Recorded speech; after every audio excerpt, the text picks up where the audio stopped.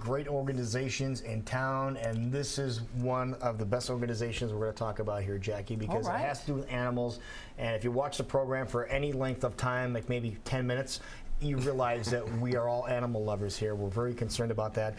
And Joe Punzak is here from the Raccoon Valley Animal Sanctuary and Rescue. That's right. And years ago, we worked with Raccoon Valley and would helping find homes for various pets. But your organization has really blossomed, hasn't it? It really has. We've taken a totally different direction. What happened years ago when we were running the traditional shelter, which was located right by the Edel, by the fairgrounds. By the fairgrounds. Okay, right. Remember that place? In Dallas County, right. We were the animal control for Dallas County, and what we discovered is that the majority of animals that we were taking in were owner surrenders.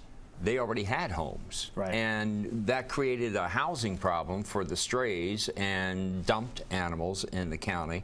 And we thought, why should we be killing animals just to make room for another animal? It just didn't make sense. Right. So we decided to go no-kill.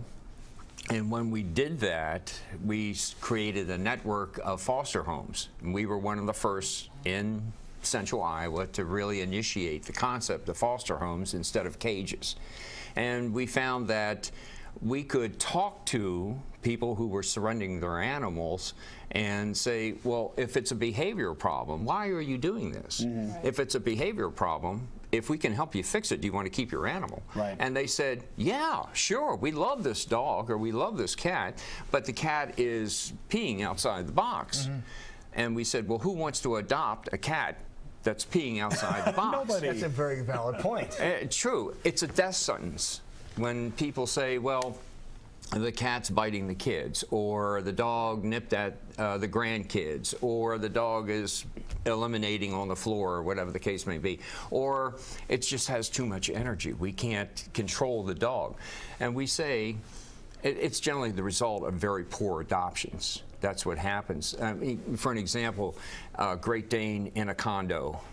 Doesn't work. No, it doesn't. Or dog, little place, right? Well, older couple, sedentary couple with a high energy Jack Russell Terrier who they can't take it for a walk 3 times a day, what the dog needs. So they end up saying, well, we can't handle this dog. Even worse are deaths, where cats and dogs are left and the family says, well, we don't want them. Will you take them? And of course, being a no-kill, we're first on the list.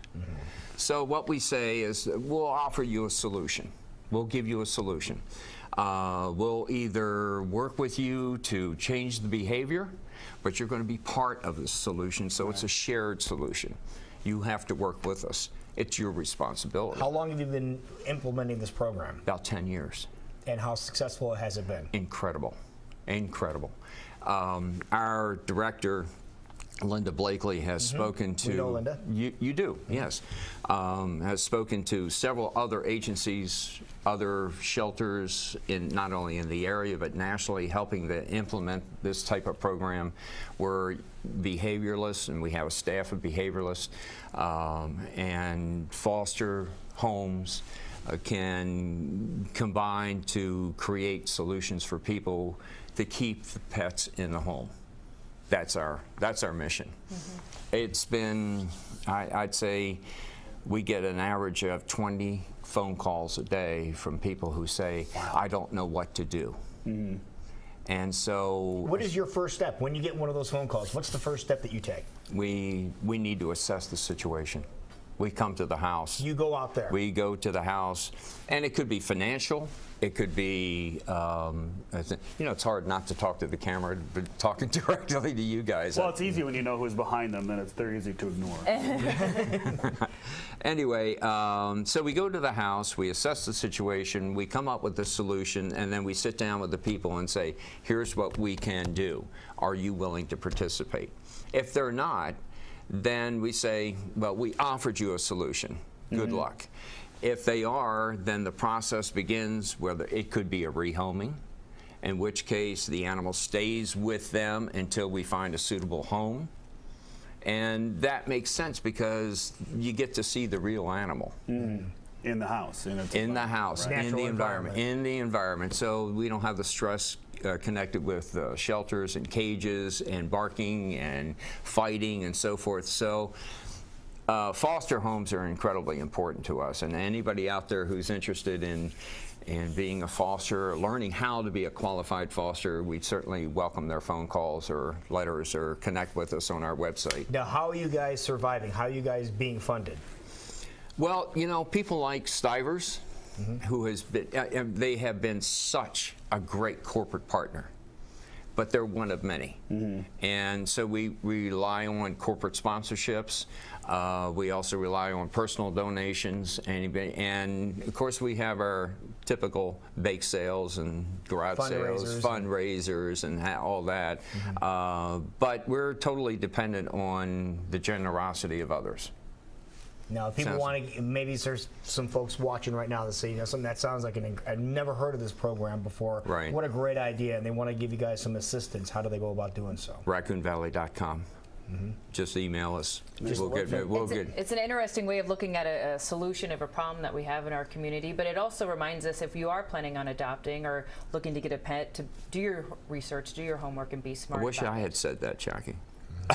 Feel free to take the words out of my mouth. No, I mean, no. It seems like there's a message at the beginning. Like, we all fall in love with an animal when you see a cute face, but you need to be smart about it. We actually help people find a pet.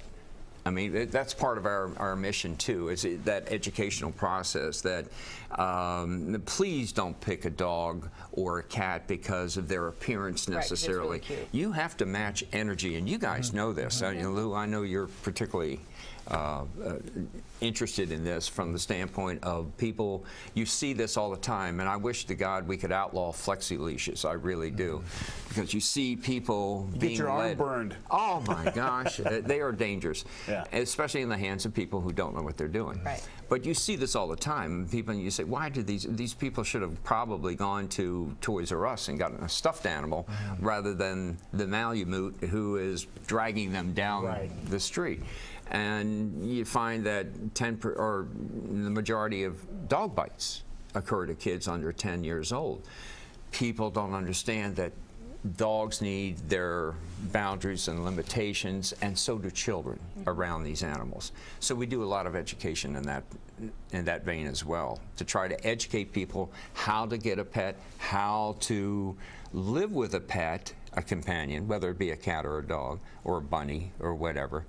In addition to, if you have problems, here's a place you can call. Well, what a great idea. And you guys, Raccoon Valley Animal Sanctuary and Rescue, these people are doing some very unique work and incredible work for about the past decade or so and proving to be successful. That's the key. There's their number, 280-6526. Oh, no, sir. No, that's Sorry. not it? That is not it. No? I don't know where 5301 Park Avenue Well, tell us the right place. What is the right number? Okay, you can call 577-1745. 1745. See, that's the reason we did that, just in case I'm there's a situation so like glad. that. Okay, 577-1745. And that's area code 515. 577-1745.